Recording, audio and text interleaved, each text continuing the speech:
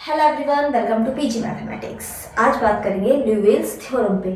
वैसे तो मैंने आपको बेसिकली बताया था कि ल्यूविल्स थ्योरम का कोई रोल अब बचा नहीं है जब हमने पिकार्ड-लिटिल थ्योरम पढ़ी है, क्योंकि ल्यूविल्स थ्योरम का स्टेटमेंट तो एक छोटी चीज़ हो गई, हमने पिकार्ड-लिटिल थ्योरम में बहुत बड़ी चीज़ पढ़ ली है। ल्यूविल्स थ्योरम का स्टेटमेंट हमें कहता है एक एनालिटिक फंक्शन जो बाउंडेड है, एक एनालिटिक फंक्शन जो बाउंडेड है या एंटायर फंक्शन। एनालिटिक फंक्शन पे तो जनरली हम नॉर्मली बात करेंगे, लेकिन हम पूरे सी पे बात करते हैं तो entire function. An entire function, entire और bounded function, an entire bounded function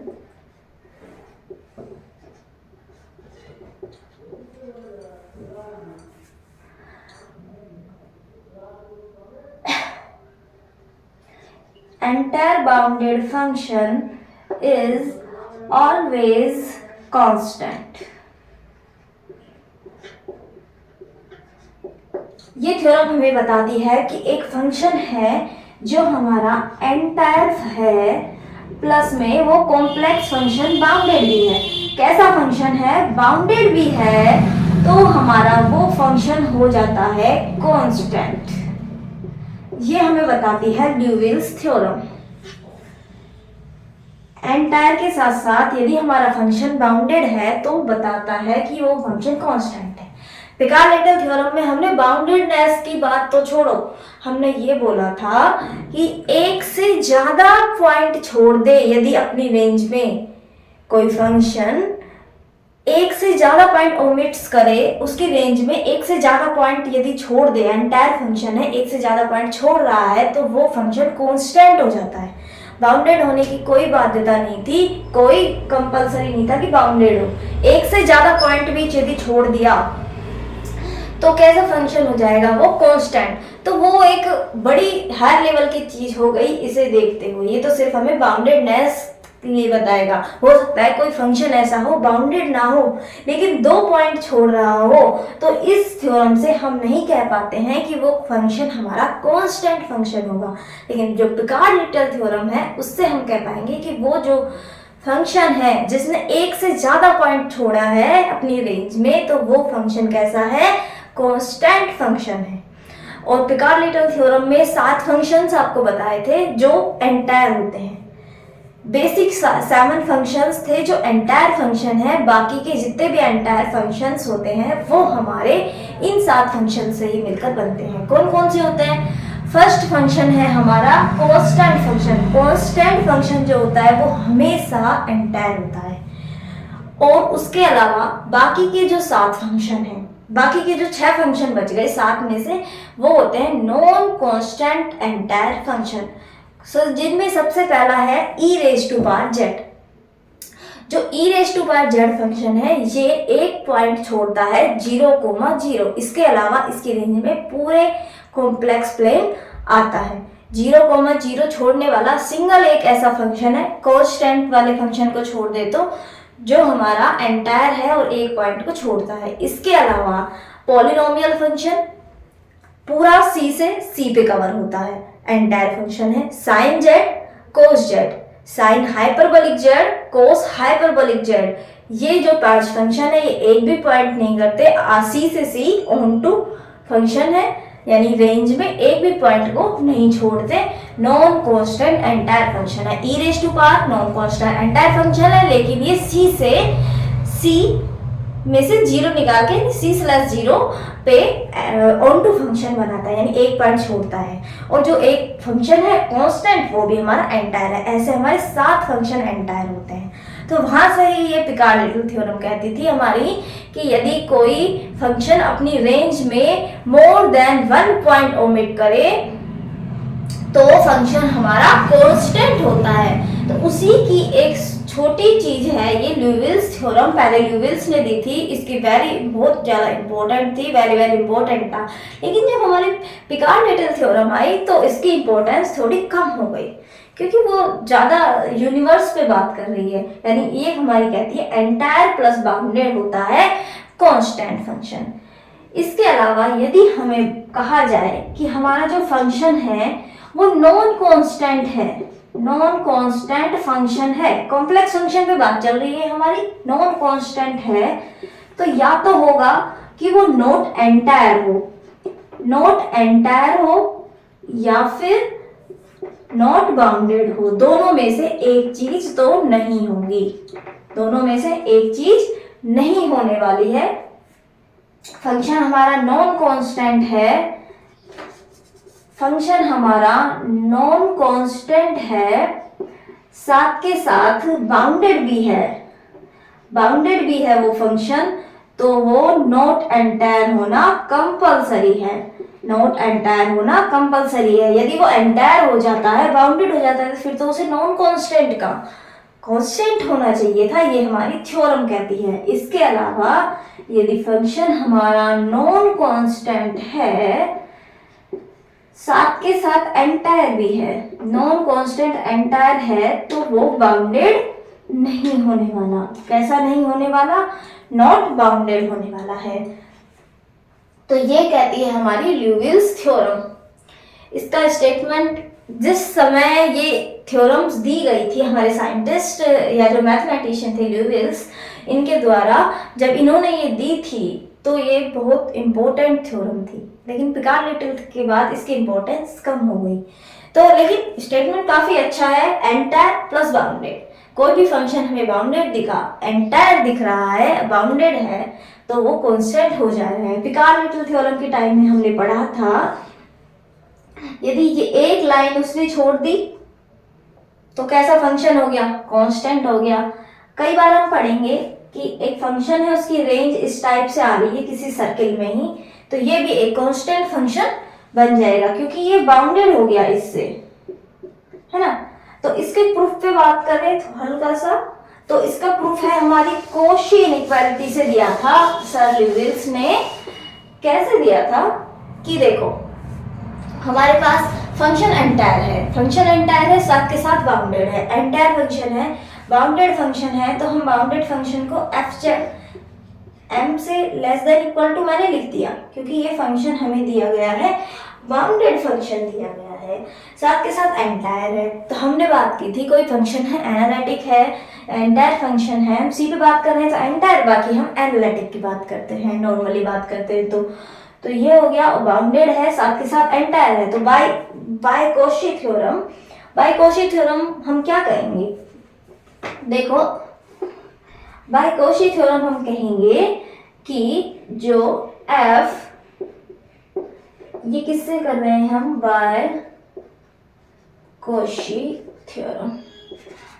F nth derivative Z, nth derivative Z वो किसी का less than m n factorial m upon r raise to power m। यही होता है। m क्या होता था? एफ जेड का एम आर लिख रहे थे उस टाइम जब कोशी थ्योरम पढ़ी थी। क्या हो रहा था? वो हमारा मोड एफ जेड का मैक्सिमम अपर बाउंड वही ले रहे थे ना, एम आर। तो इसके यहाँ पे m लिया है तो m लिख दिया। अब यदि n की वैल्यू 1 पुट करूं, क्या किया? n बराबर 1 हमने पुट किया, n बराबर 1 पुट किया, mod f dash Z less than equal to 1 factorial की वैल्यू 1, n की वैल्यू सेम रहने वाली है n r।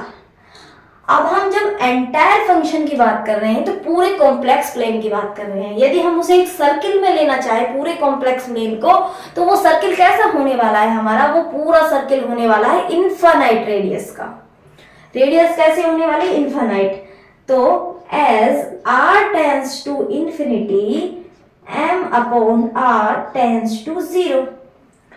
ठीक है, तो यहां से आ गया हमारा मोड f डैश जेड बराबर 0। मोड है, लेस देन इक्वल टू 0 होगा, 0 से positive number, less than equal to 0 है तो 0 के बराबर हो गया। तो यहां से हमने कह दिया कि जो एफ जेड है वो हमारा कांस्टेंट आने वाला है। किसी फंक्शन का डेरिवेटिव 0 के बराबर है, इसका मतलब वो फंक्शन हमारा कांस्टेंट फंक्शन हुआ। ये है इसका हल्का सा प्रूफ, इस तरह से हम देख सकते हैं। ये वैसे इंपॉर्टेंट थ्योरम है, शायद बीएससी वगैरह में तो इस थ्योरम के बारे में, इसका प्रूफ और ये सब पूछा जाता है, जहाँ तक मुझे याद है स्टेटमेंट एंड प्रूफ पूछा जाता है। पिकार्ड-लिटिल थ्योरम का यूज इसे ज़्यादा नहीं पूछा जाता, क्योंकि वो स्टेटमेंट के थ्योर पे तो कभी पूछते नहीं है, ऑब्जेक्टिव पेपर तो होता नहीं है, लेकिन वो थ्योरम हमारी नेट वगैरह में ज़्यादा पूछे जाते हैं। ये थ्योरम हमारे जो एकेडमिक कोर्स होते हैं बीएससी वगैरह में, जो जहाँ पे बुक चलती होगी कॉम्प्लेक्स की, वहाँ पे ये पूछा जाता है। तो इसके बाद मैंने आपको ये भी कहा था लास्ट लेक्चर में कि हम लुवेल्स थ्योरम एंड साथ के साथ लुवेल्स थ्योरम के बाद एक और रिजल्ट पे बात करेंगे, जो रिजल्ट था हमारा एक पॉलिनोमियल से। तो उस रिजल्ट पे बात करते हैं। इसे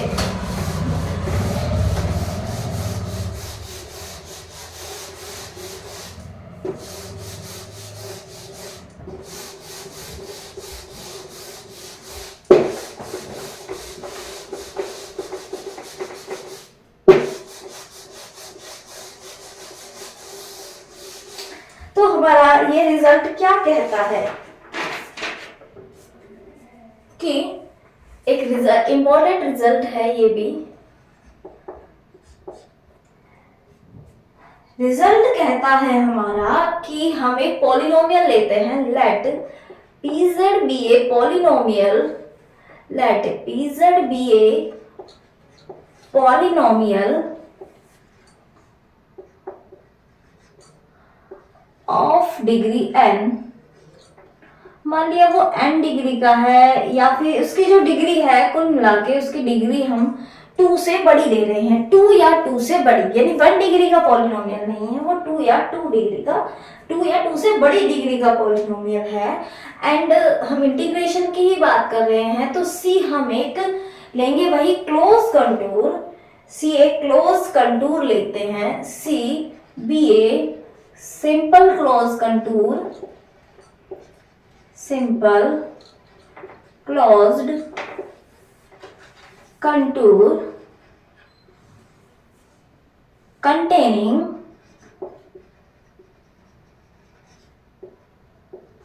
containing all zeros of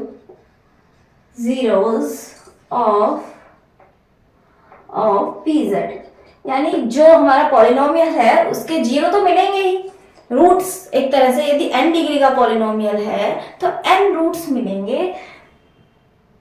तो क्या हो गया, इसके सारे रूट्स, ये हमारा c जो हमने क्लोज कंटूर लिया है ये हमारा कंटेन कर रहा है।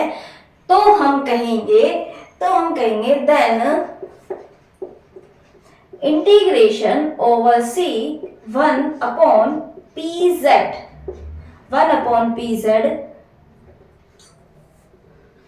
dz बराबर 0, ये हम कहने वाले हैं। डायरेक्टली 1 बाय pz dz का इंटीग्रेशन होगा हमारे पास 0, ये कहता है हमारा रिजल्ट। इसका प्रूफ देखो, पहले प्रूफ देखते हैं फिर एग्जाम्पल के बारे में बात करेंगे।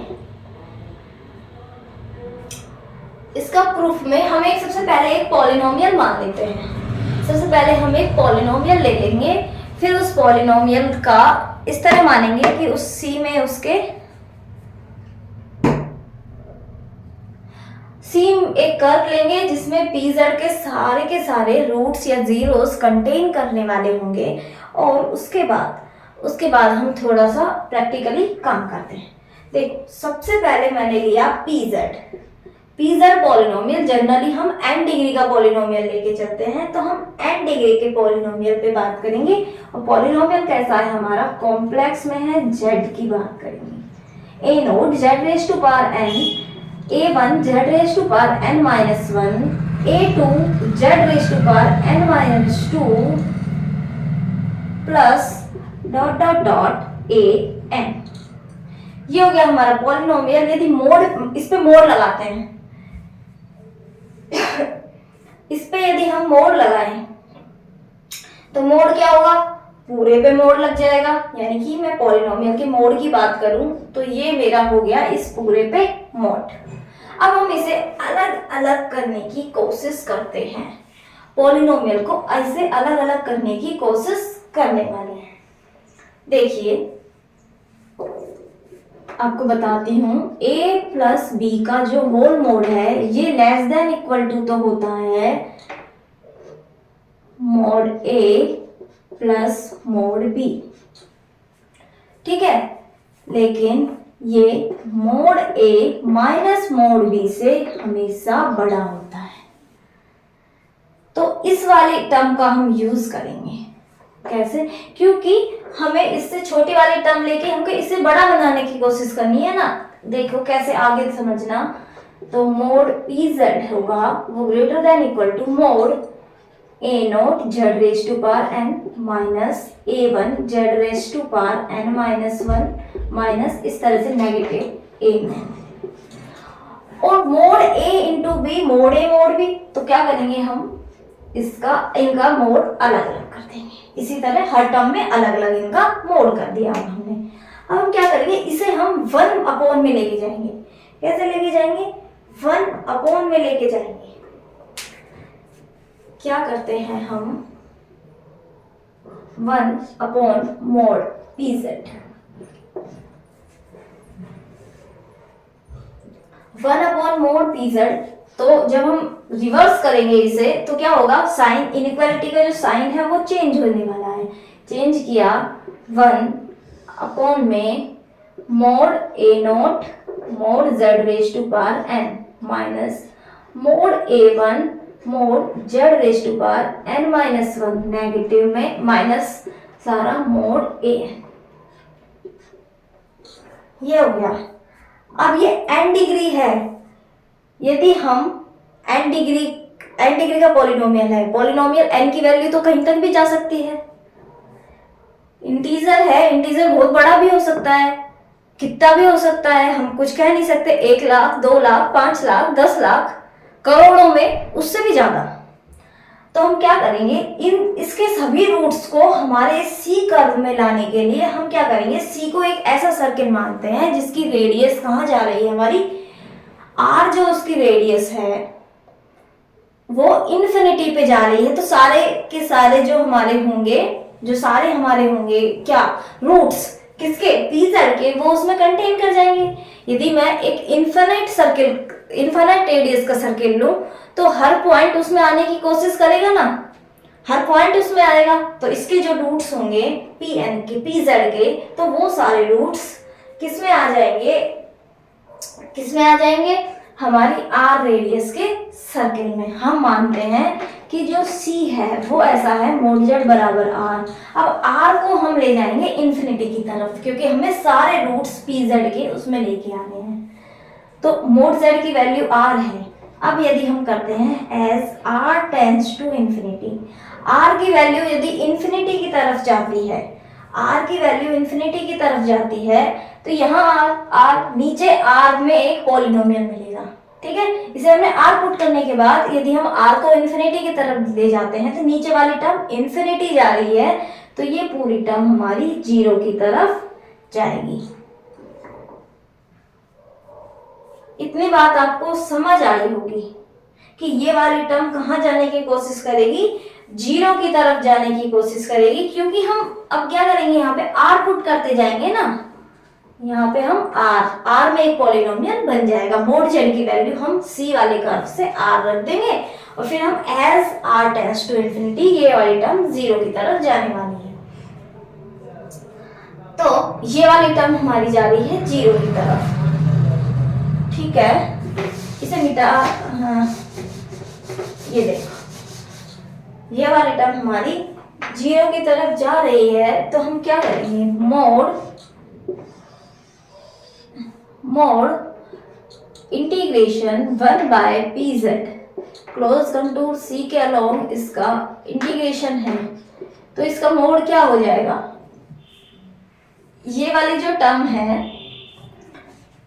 वही यूज करेंगे। होती क्या है, इसका m into M L inequality का यूज करेंगे। m क्या है, 0, क्योंकि ये वाला जो मोड है ये तो 0 है, into R, L length of curve, circle है आर रेडियस का, 2 pi R, M L inequality का यूज किया है हमने, आपको याद होगी एंगल इनइक्वालिटी हमने पढ़ी है।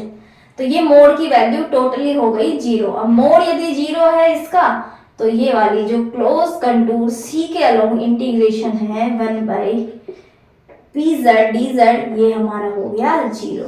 ये होगी हमारी ये रिजल्ट का प्रूफ। आपको सिर्फ प्रूफ पे ज़्यादा इंटरेस्ट नहीं रखते हुए इतना ध्यान रखना जरूरी है कि जो पॉलिनोमियल के यदि सी में हमारे सारे जो हमें कर्व दिया जाएगा सी, यदि उसमें सारे के सारे रूट्स आ रहे हैं तो हम 1/pz का हमेशा इंटीग्रेशन 0 बनेंगे। जैसे फॉर एग्जाम्पल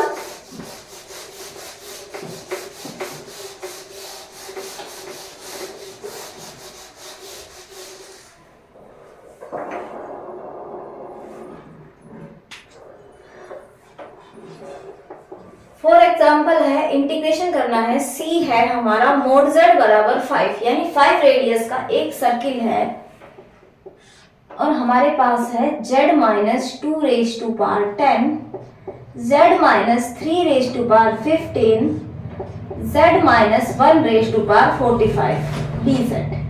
इसकी वैल्यू निकालनी है हमें इंटीग्रेशन की, ये वैल्यू हमें निकालनी है।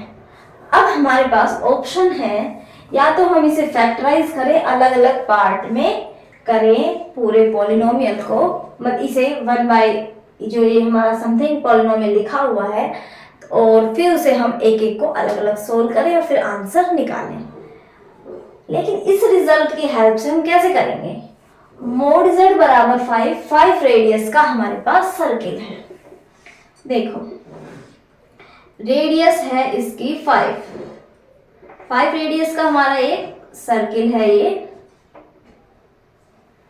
रूट्स, हमें इन पावर्स पे ध्यान नहीं देना है, हमें इन पे ध्यान देना है। रूट्स क्या है इस पॉलिनोमियल के? यदि मैं इस पॉलिनोमियल को 0 के बराबर रखना चाहूं तो रूट्स क्या आ रहे हैं? z बराबर 2, 3 और 1। रूट्स तो यही आ रहे हैं, z बराबर 2, 3 और 1। और जो 2 है, 3 है और 1 है, ये कहाँ आ रहे हैं? हमारे सर्किल के अंदर, जो कर्व दिया गया है इसके अंदर। तो हम डायरेक्ट ही इसका आंसर 0 लिखेंगे, वरना आप इसे फैक्टराइज करके अलग अलग करके आप करेंगे तो ये बहुत लेंदी प्रोसेस होने वाला है। पहली बात तो हमें फैक्टराइज करने में ही बहुत मेहनत की आवश्यकता है। हम 2-3 होते हैं सिर्फ नीचे, तभी फैक्टराइज करते हैं, तब भी हमें टाइम लगता है। तो अब तो हमें और भी टाइम लगने वाला है, क्योंकि पावर्स 10, 15, 45 है। तो ठीक है, इंपॉर्टेंट रिजल्ट है और थ्योरम भी इंपॉर्टेंट थी, तो इसे आप ध्यान रखें। Okay bye, thank you.